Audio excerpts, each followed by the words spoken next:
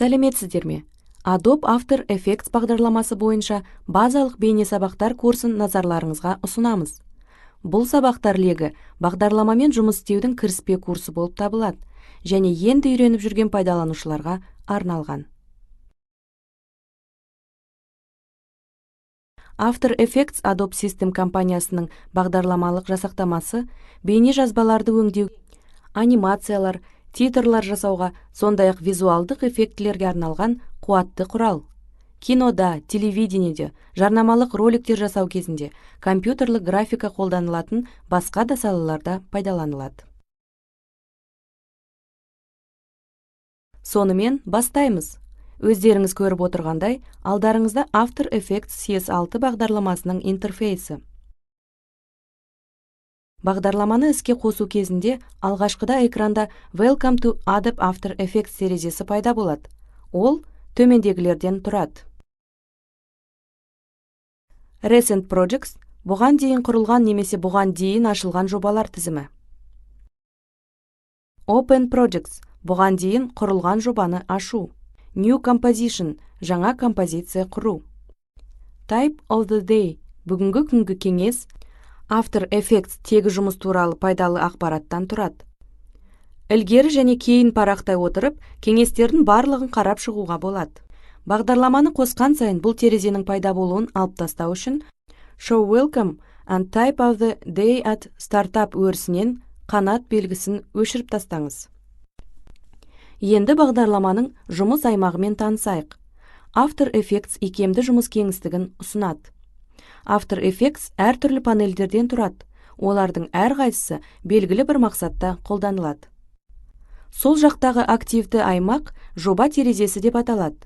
Бұл терезеде бағдарламаға импортталған файлдардың барлығы және құрылған композициялар орналасқан. Композиция панелі композицияның көрсетілген уақыттағы жай-күйін көрсетеді.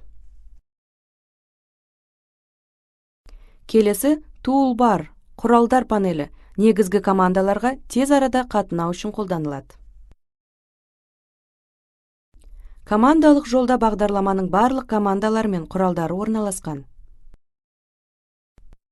Info панелі таңдап алынған түс және меңзердің ағымдық жай-күйі, оның координаталары туралы ақпарат береді.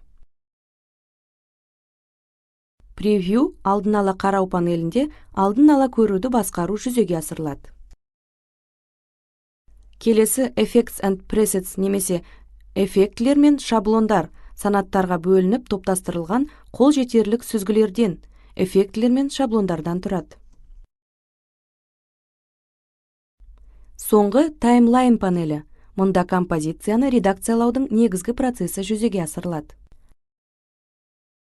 Панельді жабу үшін панельдің атауының жанында тұрған крест белгісін басыңыз. Панельді жаңадан Window ендірмесінде іске қосуға болады.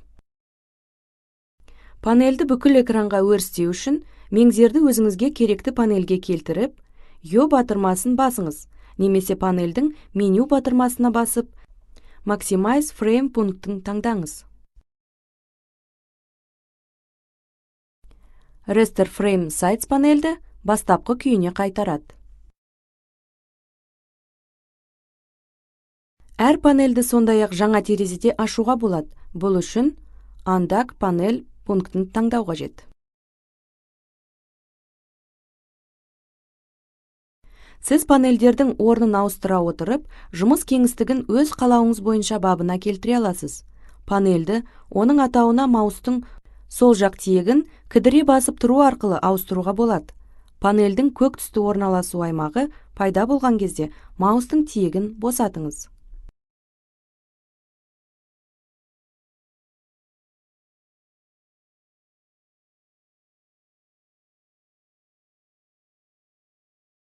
Егер сіз жұмыс кеңістігін өзгерткен болсаңыз, панельдерді жауып, олардың орнын ауыстырған болсаңыз, және панельдердің бастапқы орналасуын қайтарғыңыз келетін болса, Workspace ендірмесіндегі Reset стандарт командасын таңдаңыз.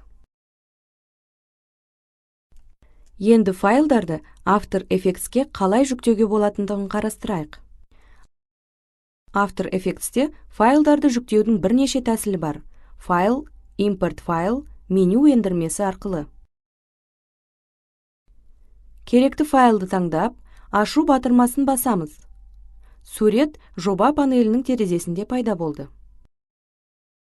Жоба терезесіндегі файлды ерекшелеу кезінде файл және оның параметрлері туралы ақпарат терезенің жоғарғы бөлігінде бейнеленеді. Егер сіз кескіндердің бірізділігін бейжазба сияқты жүктегіңіз келсе, PNG Sequence тармағын таңдаңыз.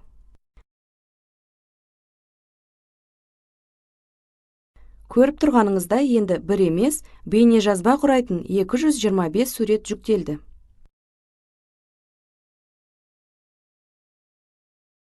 Кескіндерді осылай жүктеу үшін, олар бірізді нөмірленген болуы тиіс екендігіне назар аударыңыздар.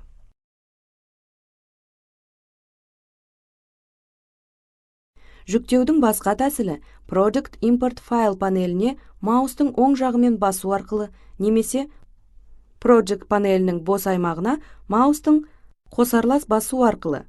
Егер сіз папканы толығымен импорттағыңыз келсе, импорттау терезесіндегі импорт фолдерді басуыңыз қажет. Импортталған папка барлық файлдармен жоба терезесінде пайда болады. Біз сондай-ақ жаңа папканы жоба терезесінің өзінде де Project панелі терезесінің астыңғы жағындағы белгіні басу арқылы жасай аламыз.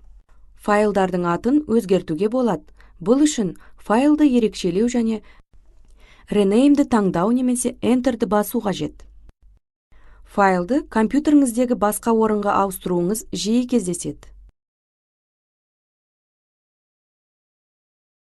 Мұндай жағдайда After Effects аталған файлды таба алмайды және қателік көрсетеді.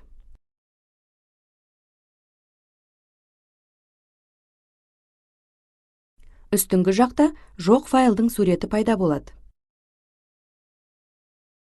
Бұл жағдайда файлға маустың оң жақ батырмасын басып және Replace Footage файлды таңдап, файлдың жаңадан орналастырылған орнын көрсету қажет. Көріп тұрғаныңыздай, файл бағдарламада қайтадан пайда болды. Review in Explorer функциясы файлдың сіздің компьютеріңіздегі орналасқан орнын бейнелейді.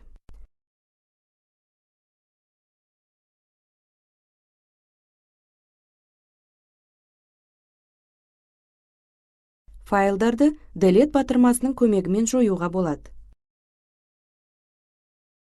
Келесі сабақта біз композицияның не екендігін және оны жасау тәсілдерін қарастырамыз. Сау болыңыздар.